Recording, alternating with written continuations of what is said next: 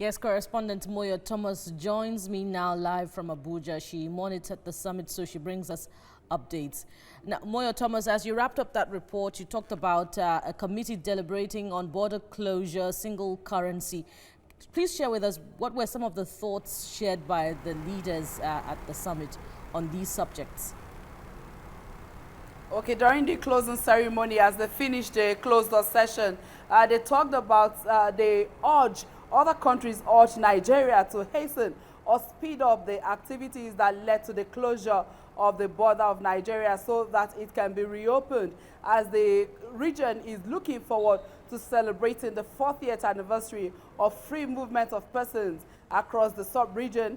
They also want this border closure matter to be hastened so that it doesn't become an impediment to achieving free movement of persons. Another thing that was also considered was the appointment of Mr. Kiwumi Adeshino, that's the president of African Development Bank, for a second term. So it was agreed that he will be given a second term.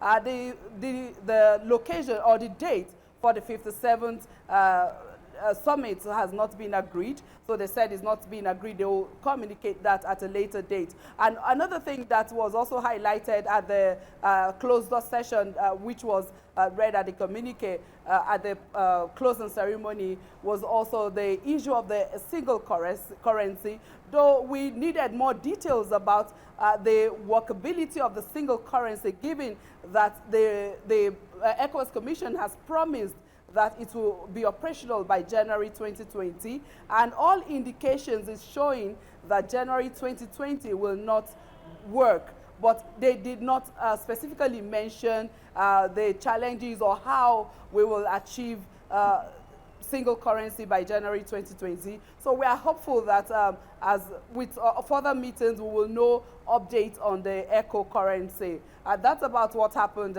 during the closing ceremony. Now, we talked earlier about the communique after the summit.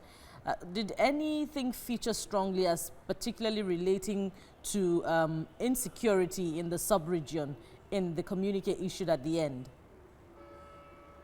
Okay, at other meetings like the terrorism committee level, they agree that the region needs to pool a fund of about $1 billion to combat terrorism in the region. So this, they highlighted that they would really work on external sources of getting funds to ensure they get this money, and they use it to strategize or to work against combating terrorism, to work on combating terrorism in the sub-region. So specifically about the sub-region, they also adopted the position of the Committee on Terrorism, which strategizes a 4-year plan for working on combating terrorism. So those are the things they discussed about terrorism in the meeting. Moyo Thomas reporting on the just concluded ECOWAS summit chaired by host President Muhammadu Buhari.